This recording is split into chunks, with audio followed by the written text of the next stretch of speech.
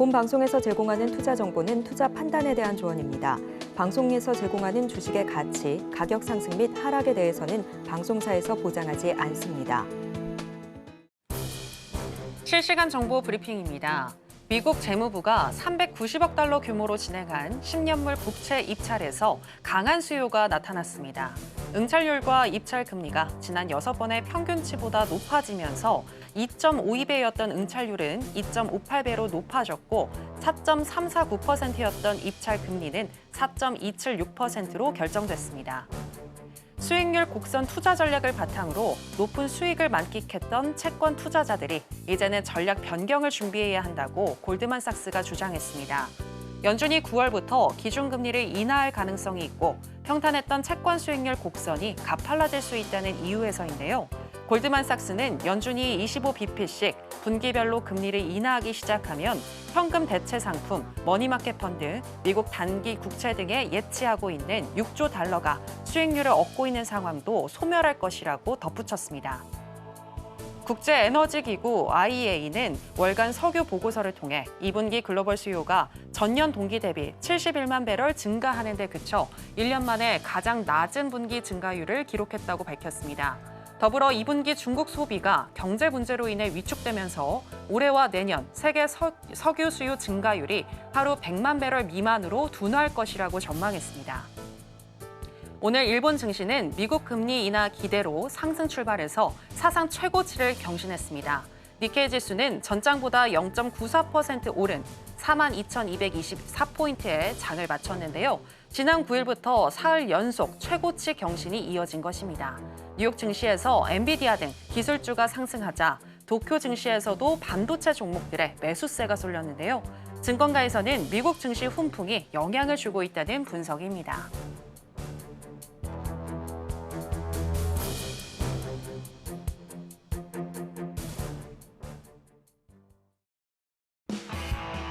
지금은 해선시대. 여러분 안녕하세요. 해외 선물 상황을 가장 빠르게 알려드리는 시간 해선시대 정유현입니다.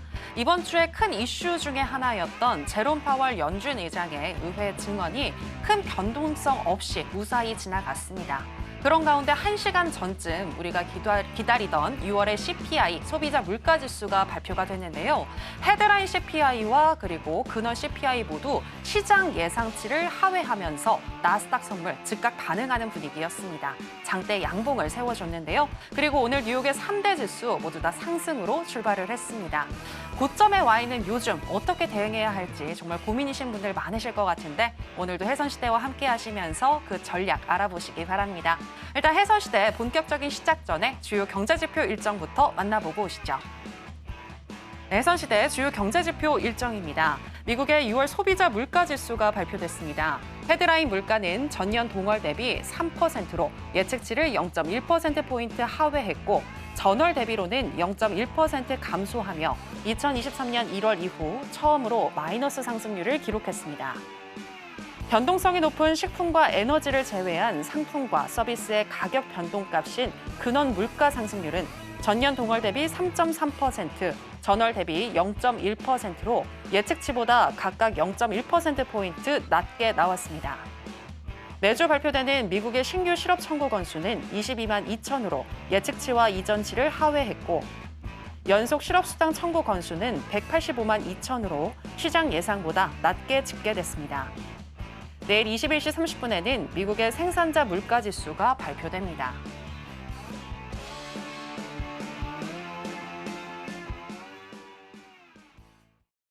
네, 주요 경제지표 일정 만나보고 오셨고요. 오늘 목요일은 또 어떤 마스터와 함께 하는지 화면으로 먼저 보시겠습니다.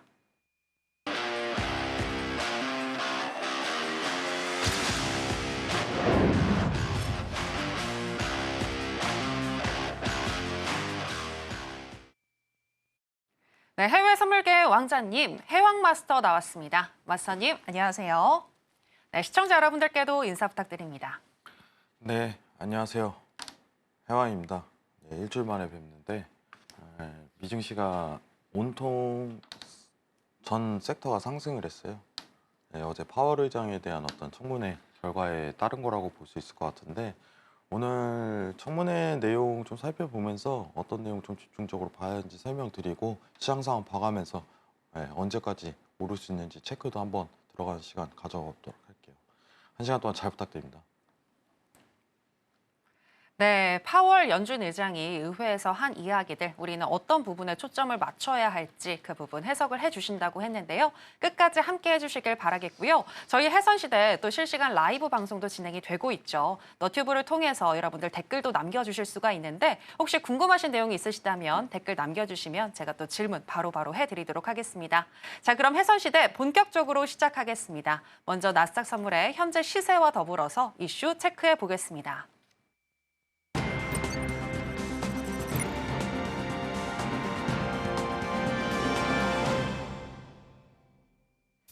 나스닥 선물 차트 보시겠습니다. 나스닥 지수 최고치 경신 행진과 함께 어제 나스닥 선물 또 함께 올랐고요. 오늘 CPI가 시장 예상치를 하회하면서 발표와 동시에 긴 양봉을 세웠고 9시 33분경 2983선까지 올라갔습니다.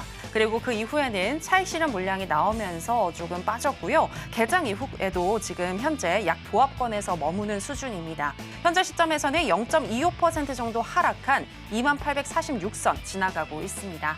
자, 그러면 나스닥과 관련한 이슈도 체크해 보시겠습니다. 네, 어제 파월 의장이 상원에 이어서 또 하원에 출석을 해서 단기 통화 정책 보고를 했는데요. 관련한 내용 살펴보도록 하겠습니다. 이 자리에서 파월은 물가 상승률이 연준의 목표치인 2%로 떨어질 때까지 금리 인하 시점을 기다리지는 않을 것이라고 발언을 했습니다. 그는 그렇게까지 오래 기다리는 건 너무 오래 기다리는 것일 수 있다며 인플레이션은 아마도 2% 아래로 내려갈 것인데 이는 우리가 바라는 상황이 아니기 때문이라고 말을 했습니다. 또 물가 상승률 도달뿐만이 아니라 고용의 안정 또한 연준의 책무라면서 물가가 안정되면서 동시에 실업률을 낮추는 경로가 있을 것이다. 필요할 때 결정을 내리겠다는 입장을 밝혔습니다. 또 파월 의장은 제약적인 통화 정책으로 중립금리가 올랐다고 언급을 했고요. 미국 정부의 부채 문제에 대해서는 재정 경로가 지속 가능하지 않다고도 평가를 했습니다. 자, 그럼 관련해서 이야기 나눠보도록 하겠습니다. 네, 마사님. 지난주에 이제 출연을 하셨을 때 파월 연준 의장의 연설이 있었잖아요. 네. 그때는 금리 인하에 대한 힌트를 주지 않고 있다라고 평가를 하셨는데 이번 발언에 대해서는 혹시 어떻게 생각하시나요? 좀 의미가 있는 것 같아요. 저 음. 의미 있는 발언이었고 좀 집중해야 될 내용을 좀 체크를 해봐야 되는데 네. 뭐 이제 두 가지잖아요. 물가랑 뭐 실업률, 고용 이거 따지잖아요. 지금 상황이. 근데 세부 내용 한번 보면은 아니 중요한 것만 볼게요. 예. 네, 잠시만요. 가장 중요한 말은 뭘까요? 이 말이에요. 지금 집중해서 한번 보도록 할게요. 네. 실업률은 낮게 유지하면서 인플레이션 안정에 돌아갈 길이 있다. 이 얘기거든요. 실업률은 낮게 유지하면서 인플레이션 안정으로 돌아갈 길이 있다. 우리는 그 길을 가고 있다. 우리는 그 길을 유지하는데 매우 집중하고 있다. 이 발언을 꺼냈어요. 이게 무슨 뜻이냐면은 앞으로 우리가 이제 고용이랑 좀 실업률 지표에 크게 연연하지 않겠다 이렇게 들리거든요. 저는. 이거는 좀 제가 봐도 좀 센 발언이라고 생각을 해요. 그리고 이제 물가를 2%를 실제로 달성하는 게 좀 무리가 있다 이렇게 판단을 하는 것 같아요. 오히려 지금 금리 인하에 대해서 좀 9월에 진행하는 거를 타점을 잡고 있다 이런 발언인데 네. 근데 제가 여기서 좀 걱정하는 거는 이제 그거죠. 제가 금리 인하에 대한 시기가 좀 딜레이 될수록 좋다 이렇게 좀 판단을 하고 있는 입장이었는데 그쵸, 네네. 이게 우리가 지금 사실 이제 미국 주식 관련해서 투자하시는 분들이 굉장히 많으실 텐데 이 시기가 조금 빨리 다가올 것 같아요. 자칫하면. 저 이제 7월 말일 정도에는 좀 확정적으로 지으려고 해요. 네. 서울경제에서 이제 금리 인하가 이제 70% 육박했죠. 70%. 어제 전일자 기준으로 70% 육박을 했어요. 그것도 한번 화면 보면서 얘기를 할게요. 네. 어제 발언은 사실 이제 물가 관련해서 안정세는 아니지만 금리 인하에 대한 빠른 옹호 발언을 굉장히 꺼냈어요. 아예 직접적으로 꺼냈다 이렇게 볼 수 있을 것 같은데, 근데 이제 70% 육박하고 이제 월말 갈수록 이 확률이 좀 굳어지면은 거의 이제 8월 넘어가면서 확정으로 될 거예요. 한 달밖에 안 남았으니까. 근데 7월 말에는 어느 정도 확정을 짓는데, 금리 이제 9월 되면은 실제 금리 인하 시기에 맞춰서 조금 저는 청산을 진행하는 거를 적극적으로 좀 추천드리는 편이에요. 미국 주식 관련해서. 네. 지금 사실 제가 노란톡방에서 다 이제 테크 섹터예요. 테크 섹터. 뭐 대표적으로 이제 퀄컴, 뭐 엔비디아, 그리고 ETF 관련해서도 뭐 이제 테크 섹터 관련해 갖고 많이들 참여하고 계시는데, 중요한 거는 이제 지금 시장에 대한 부분을 본다면은 수급이 계속 돌고 실적이 나오니까 계속적으로 이제 돈이 들어가는 상황에서 실적이 계속적으로 나오는 섹터예요. 근데 금리 인하 시기에는 어떤 이 들어가는 돈에 대한 현금 흐름이 끊길 거예요. 오히려 금리 인하할 때 시기가. 전일자는 어제 그 옹호 발언으로 이제 미증 시가 슈팅이 들어갔어요. 네. 시장 전반적으로 사실 이 발언 하나로 인해서 모든 섹터가 상승을 했다라고 판단하시는 게 좀 좋을 것 같아요. 근데 뭐 여러분들한테 좀 언급드리고 싶은 거는 10월, 9월에 이제 모든 가지고 있는 주식을 청산하기를 저는 이제 권유드립니다. 예. 네. 현금을 당분간 웬만하면 좀 확보를 좀 길게 갈 수도 있어요. 이제 시장 봐가면서. 그러면 9월 FOMC 전인가요? 아니면 후인가요? FOMC 이후에 해도 괜찮아요. 그러니까 금리 인하 직후에 시장이 무너지는 게 아니라 네네. 한 1, 2개월의 모멘텀은 두거든요. 네. 근데 우리가 이제 작년부터 이제 미국 주식 해갖고 포지션 취하고 끌고 가고 있는 상황에서 이제는 좀 완전한 정리가 될 때가 됐다. 저는 이 생각을 굉장히 많이 가져요. 그러면 마스터님 그럴수록 이 선물에 대한 또 매력 포인트가 또 증가하는 거 아닌가요? 왜냐면 하락에 베팅할 수 있잖아요. 그렇죠. 엄청 증가를 하겠죠. 어. 그 당시에는. 이제 매도에 대한 부분 자체를 포커스를 좀 맞출 수 있는 여건이 나와야겠죠. 네. 예. 근데 이 시발점이 뭐냐, 이게 좀 중요할 것 같거든요. 트리거가 뭐냐. 예. 뭐 과연 어떤 트리거로 시장이 하락을 하냐라고 했을 때 2008년 리먼 때 있었던 이제 MBS 채권, 부동산 관련해갖고 요새 좀 신경을 많이 쓰고 있어요. 그쪽에 트리거가 한 번 더 발생할 가능성이 높겠다, 이 생각을 가져요, 개인적으로. 예. 그래서 지금은 아직 이제 우리 3분기죠. 3분기는 이제 버블의 끝을 볼 거예요. 계속 들어올 거예요. 그냥 자금이 쏟아져서 아예. 아직까지 ING라는 거는 제가 계속적으로 증명을 하죠, 여러분들. 지금 보니까 한 390조 정도는 시장에 들어올 수 있는 자금이 아직 있다, 이렇게 판단할 수 있겠고, AI 관련해서는 뭐 실적 발표 계속 드러나면 테크 관련은 계속 증명이 될 거예요. 예. 근데 요새 느끼는 게 뭐냐면은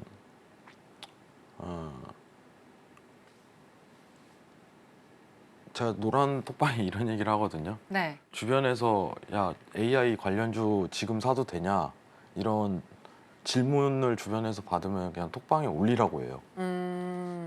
근데 좀 많아졌나요, 횟수가? 생각보다 있더라고요. 어. 예. 그리고 좀 3분기 되면 또 더 심해질 것 같아요. 그러면은 이거는 이제 과열 구간이다라고 저는 판단을 하거든요, 심리학적으로. 그리고 모든, 제가 그 얘기를 하잖아요. 뭐 샤메 법칙이라든가 금리 인하라든가 네. 이제 장단기 금리 역전이 있죠. 이런 부분이라든가 모든 게 다 증명을 하잖아요. 지금 이제 시장이 한 번은 무너질 수 있다라고 가능성을 좀 제기하기 때문에 여러분들이 오히려 좀 3분기에는 파생 상품에 대해서 좀 관심을 많이 가져야 될 거예요. 왜냐면 이게 바로 할 수가 없거든요, 파생이라는 게. 만약에 이제 우리가 대표적으로 뭐 파생 한다면은 국내장에서는 뭐 인버스를 할 수도 있겠고, 그죠? 뭐 대표적으로 선물 매도도 들어갈 수 있겠죠. 그걸 좀 공부하는 시간 자체는 가졌으면 좋겠어요. 지금 당장 하라는 게 아니라 네. 그 시기가 오면 또 어떻게 보면 투자에 대해서 확대를 해야 되잖아요. 근데 안정적으로 또 그때도 말씀을 드릴 거예요. 제가 어떤 부분을 지향을 하는지. 근데 중요한 거는 돈이 계속 들어가고 있다는 거는 변함이 없어요. 3분기에. 그렇기 때문에 제가 그 얘기예요. 지금 이제 3분기에 아주 우주의 끝을 달릴 거라고. 예. 제가 얼마 전에 이제 19,000포인트일 때도 계속 얘기했던 게 뭐 2만, 2만 1,000, 2만 2천, 2만 3천까지는 그냥 쉽게 도달할 거예요. 이 얘기를 계속 꺼냈어요. 근데 어느새 이제 나스닥 지수 2만 1,000에 다 와가죠. 예. 다 와가죠. 뭐 코스피도 3천 간다고 얘기를 했었는데 너무 그거는 쉽게 보이는 흐름이요. 아직까지는. 근데 이제는 금리 인하가 빨라지게 된다면은 이 타이밍에 대한 부분을 좀 정리를 해야 될 시기가 이제 다가오고 있다. 지금은 이제 3분기는 추가적인 완전 버블의 끝에 대한 단계예요. 완전 열광할 거예요. 막 와 하면서 미국도 이제 금리 내린데 시장이 이제 좀 괜찮아졌나 봐. 경제가 다시 활성화 됐나 봐. 하고서 착각을 일으킬 거예요. 예. 저는 그런 부분에 대해서 시청자분들이 좀 오류를 범하지 않으셨으면 좋겠어요. 오류를.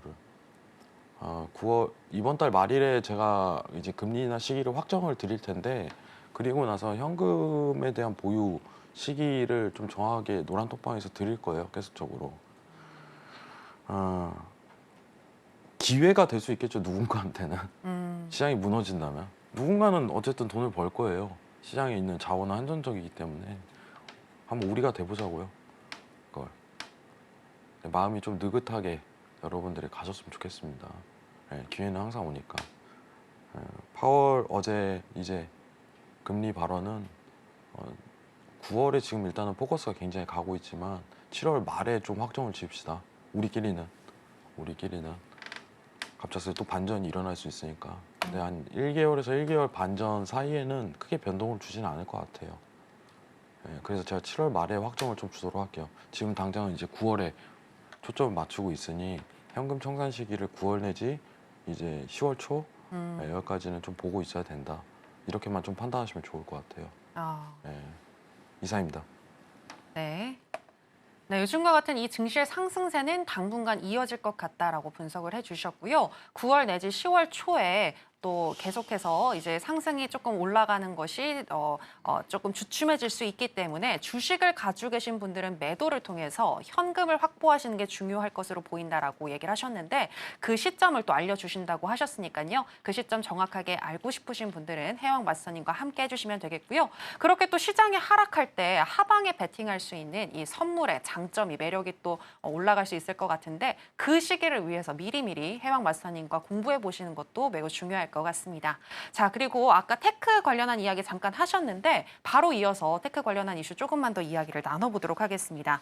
저희가 애플 사상 최고 주가 행진 월가에서도 긍정 의견이라는 또 기사를 가져왔는데요.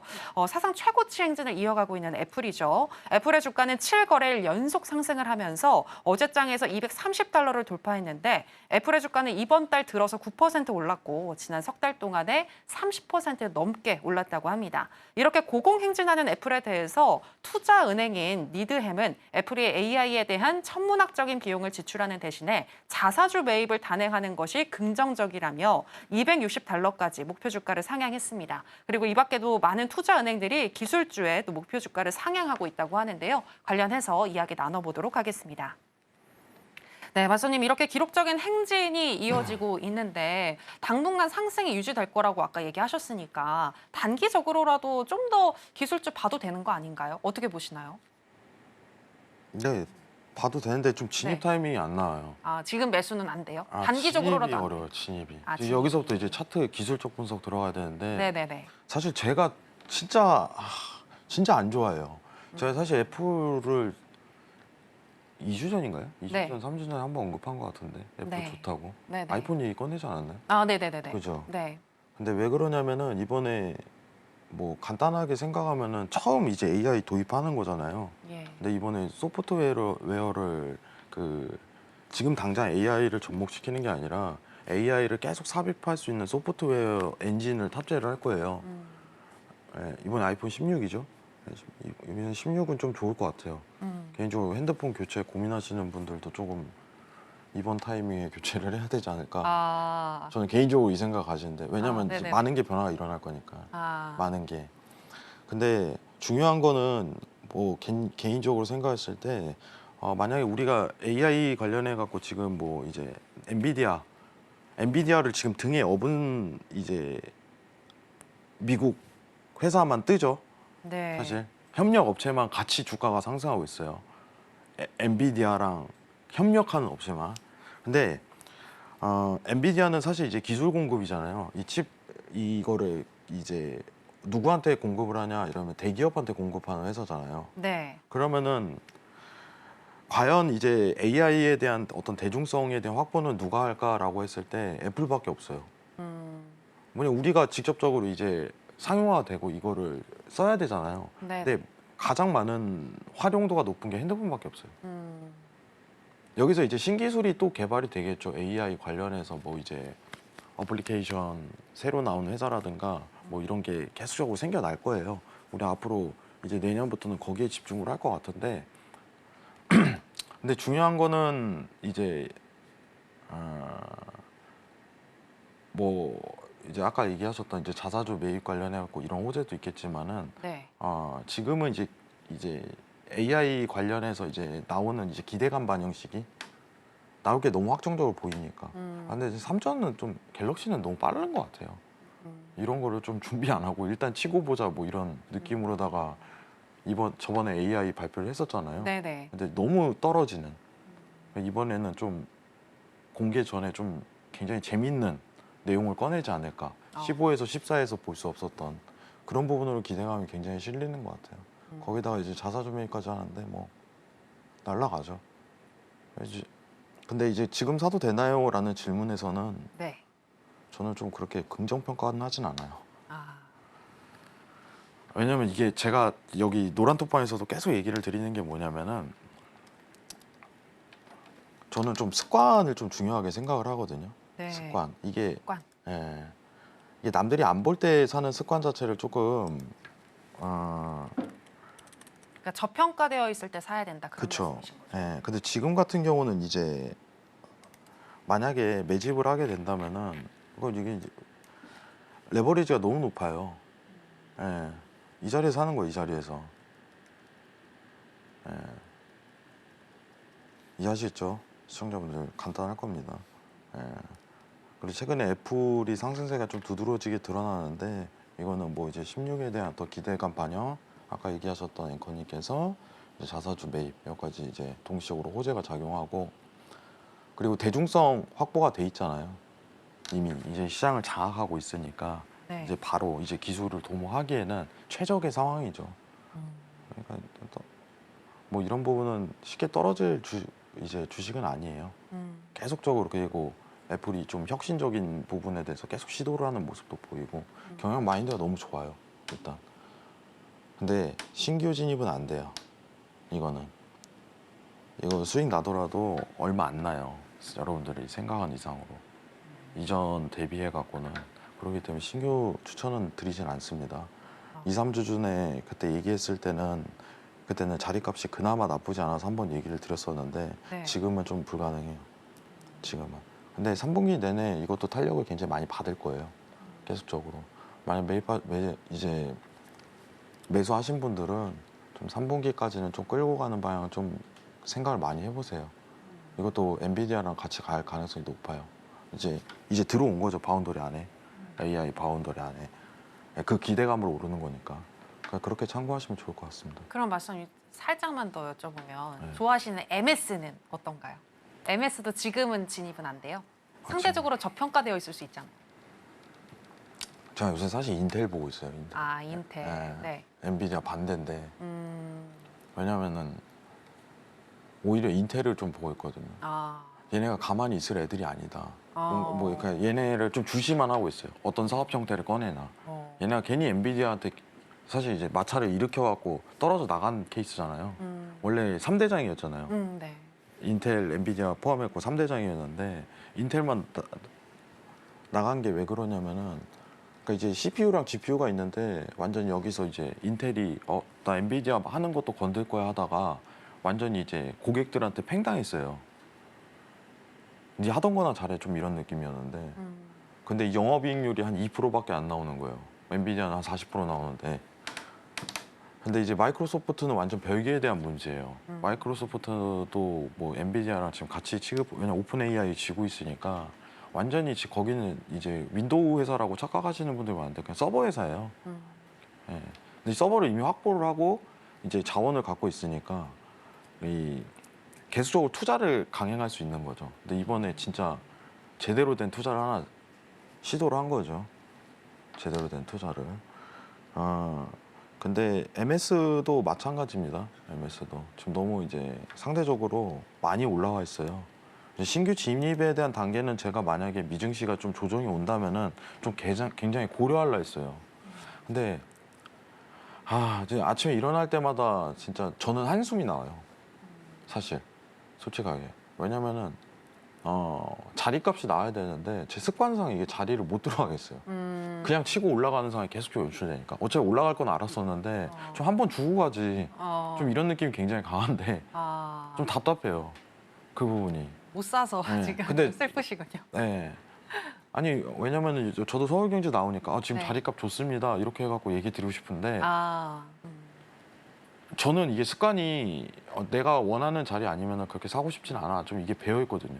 근데 이제 여기 계신 시청자분들한테 좋습니다 해갖고 샀는데 이게 어떻게 보면 지금 굉장히 고레버리지잖아요. 이게 습관이 들일까 문제 걱정인 거예요. 계속 오르긴 할 거예요. 근데 습관이 될까 봐. 마치 그렇게 추격을 하는 것 자체에 대해서 이게 굉장히 주식할 때 안 좋은 버릇이거든요. 그게 걱정해서 사실 저는 지금 사람 말씀 못 드리겠어요. 이 부분은 좀 이따 이제 나스닥 차트 보면서 설명을 드리도록 할게요. 예. 예. 다 똑같습니다. MS도 다 AI 바운더리잖아요. 예. 참고하시면 좋을 것 같아요. 이상입니다. 네. 일단 애플 같은 경우에는 상승 여지는 있지만 지금 진입하시는 것은 개인적으로 비추한다라고 얘기를 하셨고요. 또 개인적으로 유망하게 보고 있는 지금 미국 주식은 인텔이다라는 이야기까지 들어볼 수가 있었는데요. 이렇게 해외 선물뿐만이 아니라 주식까지 짚어주시는 해왕 마스터님이신데 분명히 미국 주식하시는 분들 많으실 것 같거든요. 우리 그런 분들도 해왕 마스터님께 질문을 해주시게 되면 바로바로 이렇게 답변해 주시니까요. 하단에 나가고 있는 내용 참고해 주시기 바랍니다. 자, 그리고 이제 나스닥 전략에 대해서 한번 저희가 또 짚어봐야겠죠. 오늘 같은 경우 어떻게 대응해야 할지 매우 궁금한데 팻말 준비해 주시고요, 마스터님. 하나, 둘, 셋, 빠밤. 네, 관망 사인 주셨습니다.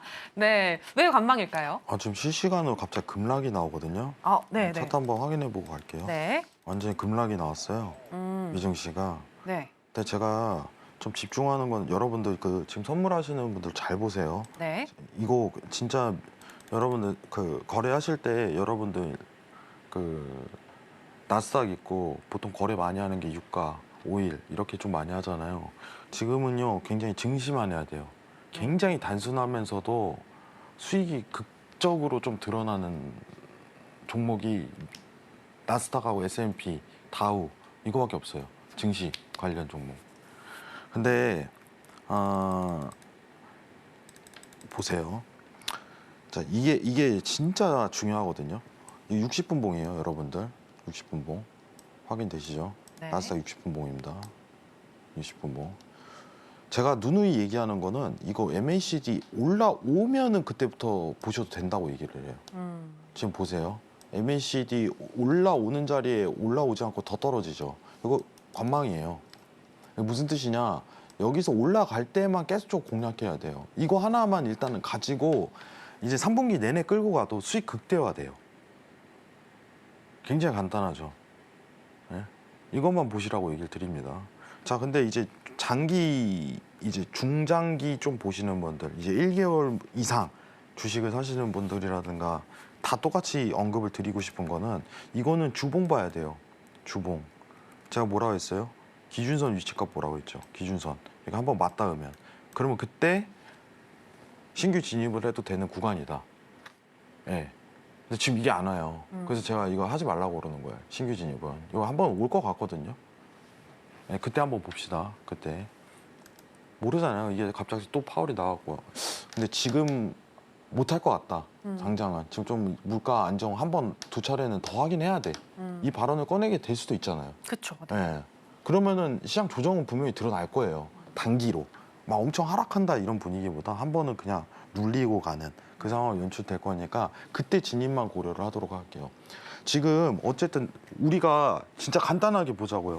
뭐 주식 하시는 분들은 어차피 테크밖에 못 봐요. 완전히. 딴 거 보면 안 돼. 예, 뭐 에너지 관련주, 뭐 이제 유틸리티, 뭐 이쪽을 그냥 쳐다도 보면 안 돼. 수익 날려면 테크만 봐야 돼요. 근데 진입 타임만 고려를 하는 거죠. 어차피 오르는 종목은 딱 정해져 있잖아요. 그죠? 상황이. 이건 제가 내일 노란 톡방에서 좀 정리를 해드릴게요. 협력업체 관련해갖고 엔비디아 볼 수 있는 종목은 여러 개 있어요. 근데 다 비슷해요. 예, 상승률도 다 비슷하게 흐르고 그렇기 때문에 어떤 종목을 하든 상관없는데 중요한 건 뭐냐면 지금 시장이 그냥 돈의 흐름이에요. 돈의 흐름 싸움 같아요. 예. 돈 들어왔다 나갔다 이 빠져나간 양 있잖아요. 그것만 지금 판단 딱 하고 있으면은 수익 내기가 쉬워요, 생각보다. 근데 이제 매집 시기는 이 주봉에서 이제 기준선 올 때까지는 못 한다. 이건 확정이에요, 제 기준에. 이것만 이해하시면 돼요. 근데 이제 선물 트레이딩 하시는 분들은 굉장히 간단해요. 이거 앞으로도 계속 이런 차트 오늘 갑작스럽게 급락 나오는데 별 의미 없어요. 앞으로 이런 차트 계속 나올 거예요. 여기 보이시죠? 예, 이런 차트 계속 나올 거예요. 지금 이제 뭘 봐야 되냐면 7월 1일부터 상승했던 상승세에 대한 어떤 조정이 한 번은 들어갈 수 있겠죠. 이런 식으로. 그죠? 들어갈 수 있을 거예요. 그러면은 MACD가 밑에서 놀 거예요. 그죠? 그리고 다시 어떻게 보면은 이제 일목균형표 뚫고 올라가는 현상 드러난 다음에 그냥 MACD 양봉 때만 단단 치면 돼요. 이 구간에서. 진짜 간단하게 봅시다. 그래야지 수익 나요. 너무 복잡하게 무슨 이거 막 여러 지표 보면요. 수익 안 나요. 여러분들. 제가 지금 네모칸 보여드릴게요. 네모칸.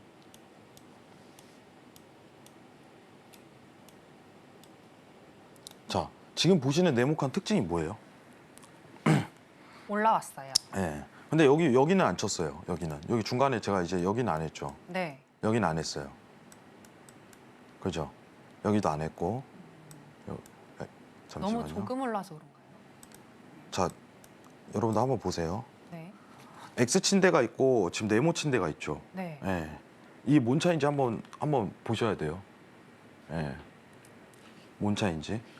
자, 뭐냐면은 일단은요. MACD를 보는데 어디에 위치를 해야 되냐면요.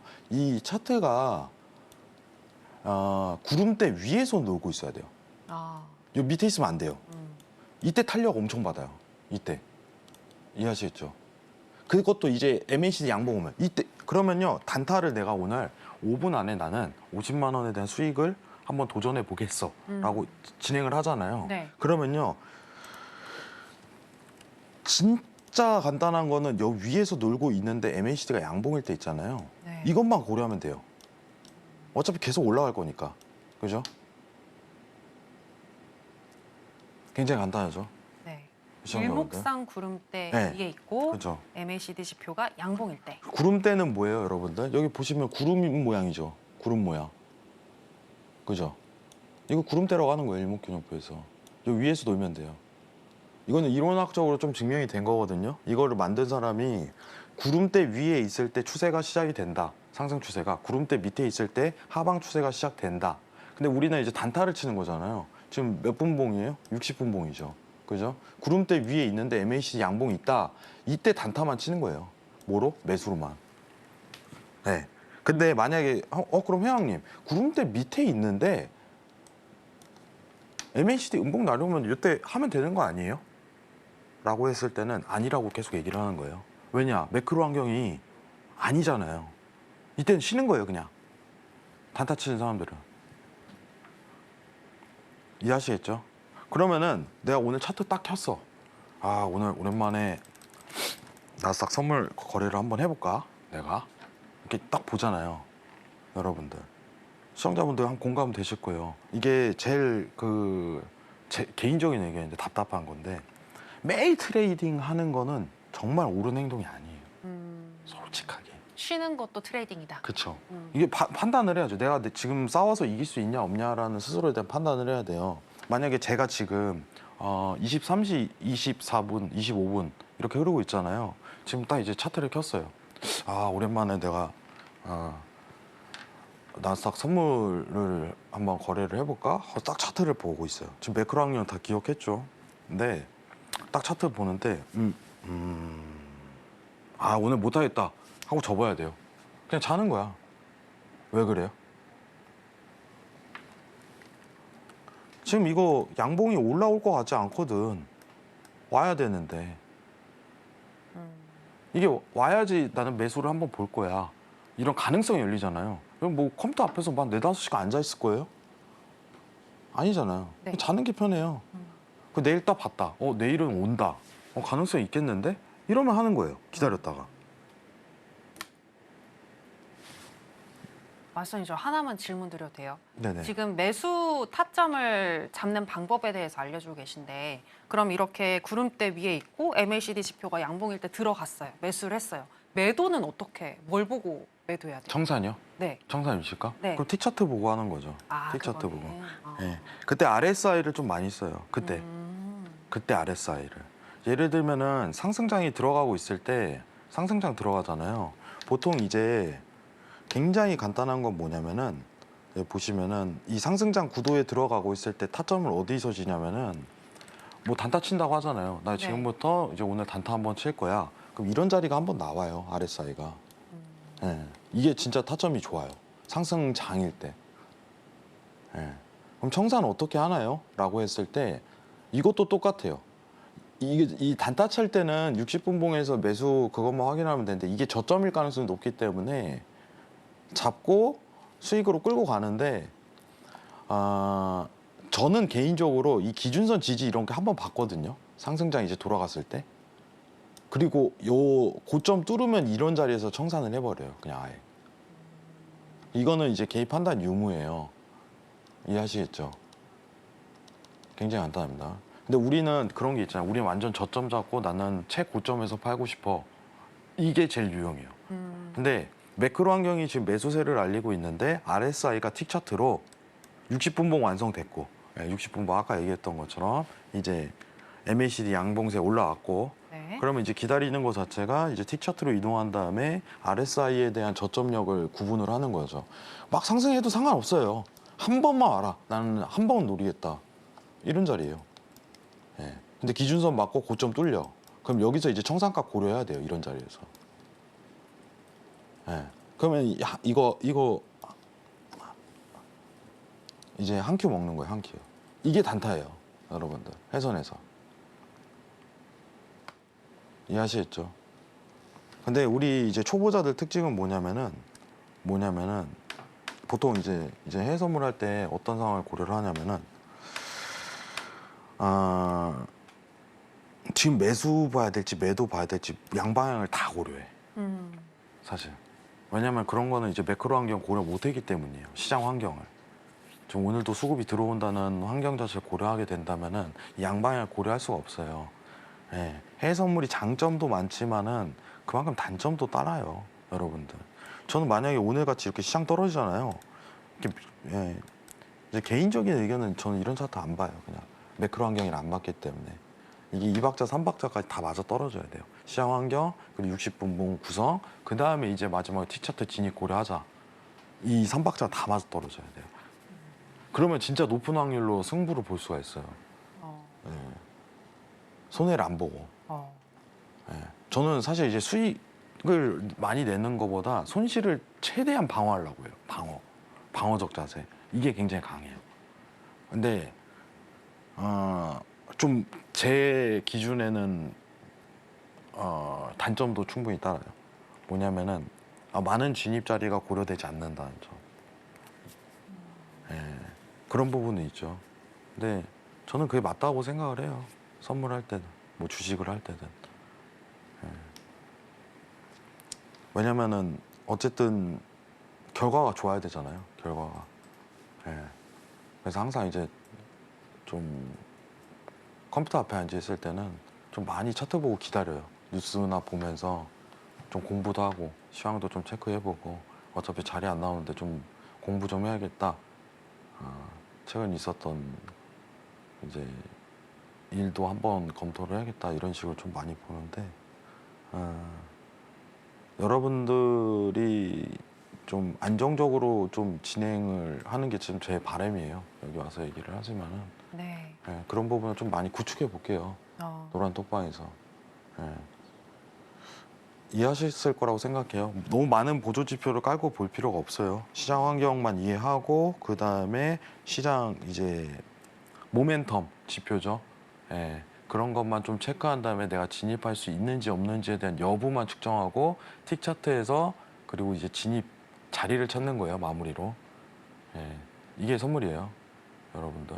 근데 저는 앞으로 계속 여기서 얘기를 하지만 앞으로 3분기 내내에는 매도는 없어요. 네. 3분기 동안 4분기까지도 이어질 수 있겠죠. 그건 7월 말까지 제가 확정을 드릴 건데 이건 안 봐요. 왜냐면 이거를 드는 순간은 조금 이제 손실이 많이 날 가능성이 있어요. 괜히. 선물하시는 분들 특징이 뭐냐면은 이제 물리면 손절 처리를 안 하는 경향이 있어요. 뭐 주식도 마찬가지겠죠. 네. 근데 칼같이 끊어내야 돼요. 칼같이. 예. 손절은 항상 따라요. 어떤 매매든 간에. 근데 이제 손익비 관련해 갖고 구성을 해갖고 얼만큼 이제 누적 수익에 대한 효과를 계속적으로 쌓냐 이게 중요한 거예요. 이게 실제로 부자들이 손실 안 본 사람이 한 명도 없어요. 주식이든 해선이든 잘 된 사람들 특징이. 예. 이 점은 꼭 참고하시기 바랍니다. 예, 이상입니다. 네, 일단 시장 환경 매크로를 보고 상방을 향해서 간다라고 하면 그 다음에 60분 봉상 일목균형표를 봤을 때 구름대 위에 와 있는지 그리고 MACD가 양봉을 가리키고 있는지 이 부분을 확인한 다음에 매수 들어가시는 게 좋겠고요.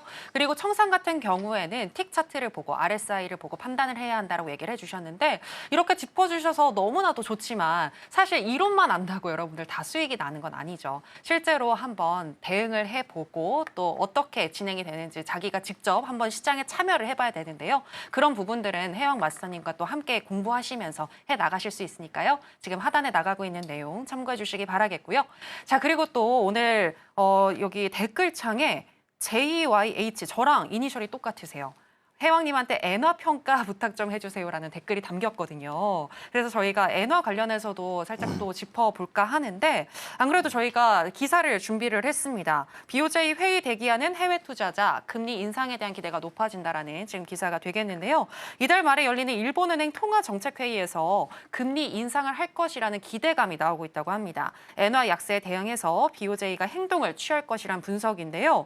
월 매입 규모를 5조 엔으로 줄이는 것부터 또 완전히 종료하는 것까지 이 자산 매입 규모 축소도 발표할 것이라는 전망이 나오고 있다고 하는데 관련해서 이야기 나눠보겠습니다. 네, 마스터님. 왜 지금 웃으세요? 뭐 지금 확인하신 것 같은데. 왜요? 아니요. 아, 네네네. 엔화 관련해서 좀 짚어보고 싶은데요. 일단은 이번에 7월 달에 금리 인상에 대한 시그널이 나와줄까요? 어떻게 보시나요? 이거는 네. 솔직하게 얘기하면은 네. 저 이제 엔화를 보는 사람 다 시각이 똑같을 것 같아요. 이거는 기대 안 한다. 지난번에도 안 할 거다 이렇게 얘기하시긴 했는데. 아 진짜 네. 너네는 안 돼. 얘네는 진짜 좀 이런 생각 많이 가죠. 야, 그 하고 얘기해. 발표하고. 그냥 발표하면 그때 내가 엔화 볼게. 아. 지금 이래도 상관없어요. 근데 이거는 만약에 실제로 이제 채권 매입에 대한 구조를 그렇게 변경을 하잖아요. 근데 근거가 없어요.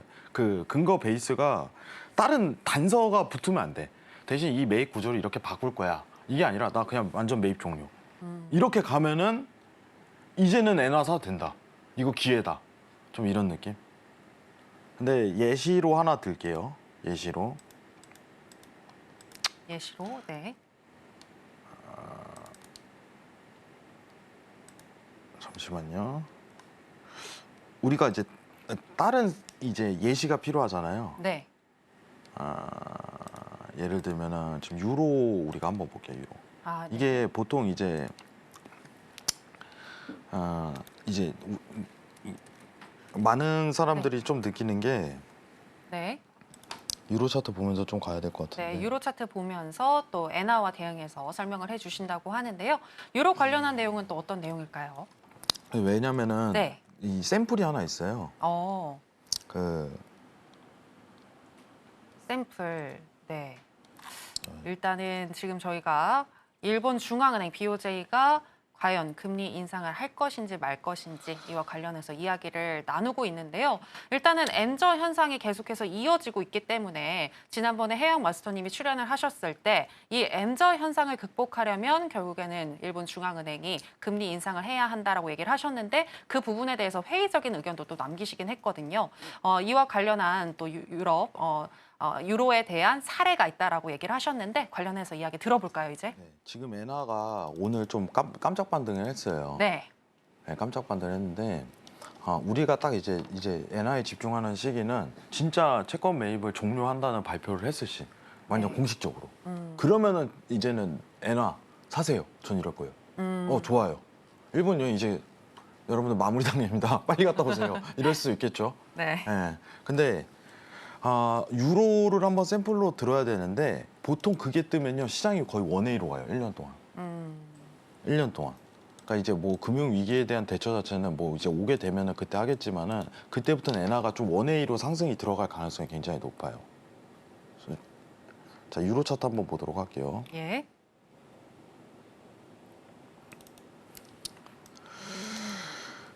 제가 이거를 꺼내는 이유가 뭐냐면은 자, 이거 보시면은 옛날이에요, 옛날. 지금 이 차트거든요. 여기 자리. 2017년이네요. 네네. 네. 2017년. 2017년 차트를 좀 집중을 해야 되는 게 네. 보통 이게 테이퍼링이라고 하잖아요. 채권 매입 축소. 지금 똑같잖아요. 일본 엔화가 이제 BOJ에서 나는 채권을 매입하지 않을 거야. 채권 매입 종료를 할 거야. 이런 발표가 오면은 테이퍼링 발표랑 똑같은 거예요. 사실상. 그럼 뭐 테이퍼링 뭐예요? 점점 줄여가는 거죠. 예, 점점 줄여가면서 나는 사겠다. 다른 말로 하면은 점점 이제 달러 발행량을 줄이겠다. 유로 발행량을 줄이겠다. 지금 이제 엔화로 얘기한다면 엔화를 점점 줄여가겠다. 이걸 지향을 하는 거겠죠. 네. 그러면은 네. 금리 인상은 사실 이제 집어치우고 네. 금리 인상은 시장 영향 없어요. 예, 그럼 막 해봤자 뭐 25 베이시스 포인트 뭐 이 정도밖에 안 올리는데 의미 없고 채권 매입에 대한 양을 없앤다고 발표를 하게 된다면 시장은 아마 이렇게 갈 가능성이 높아요. 이것도 한 방향성으로 그냥 직진해요. 그냥 거의. 그럼 이거는 무슨 뜻이냐? 찬스라는 거예요. 엔화 찬스. 뭐 지금 미증시 오르듯이. 근데 지금 차트 자리가 어디예요? 여러분들? 예. 나스닥 엔화 기준으로 봤을 네. 때 완전 네. 밑바닥에서 기고 있잖아요. 예, 예. 좋은 자리예요. 음. 이거 기회일 수 있겠다. 이런 생각 가질만 하겠죠. 아. 아까 그런 이제 원웨이 장이 나온다면, 그죠? 1년 내내 올라갈 거예요. 1년 내내. 1년치 한번 보면은 1년치 지금 1년 동안 계속 떨어졌죠. 예. 계속 떨어졌죠. 근데 반대로 이제 1년이 오를 거예요. 1년치가. 그럼 엔화 선물 매수를 준비해야 할 시기다. 이렇게 정리하면 될까요? 그렇죠. 뭐 다른 방향으로 이제 ETF 관련해서 엔화 상승하는 이제 파생 상품도 알아볼 수 있을 거고. 그리고 뭐 정말 이런 환경만 알면요, 딱 종목이 정해져 있다니까. 나는 이번 3개월은 엔화만 공략할 거야. 그럼 정말 쉽게 트레이딩 할 수 있어요. 네.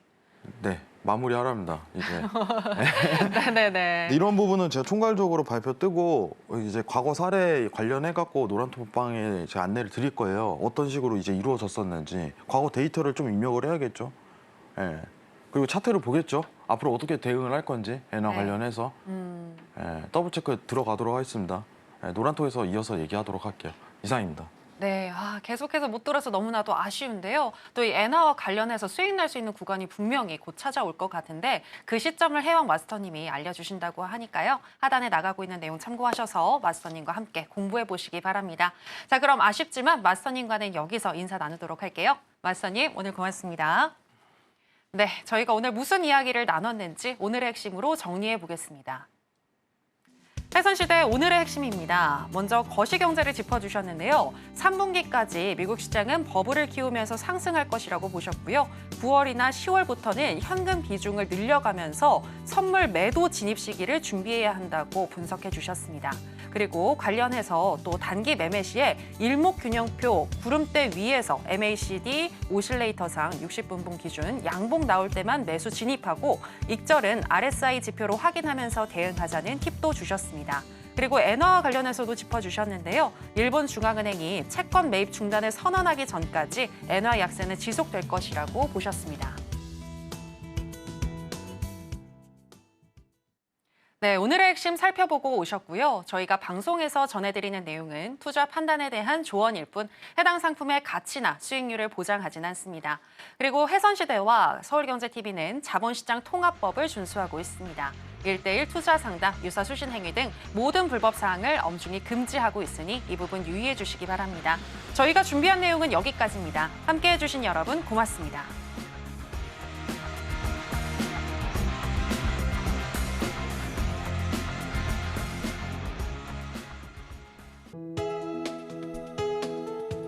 본 방송에서 제공하는 투자 정보는 투자 판단에 대한 조언입니다. 방송에서 제공하는 주식의 가치, 가격 상승 및 하락에 대해서는 방송사에서 보장하지 않습니다.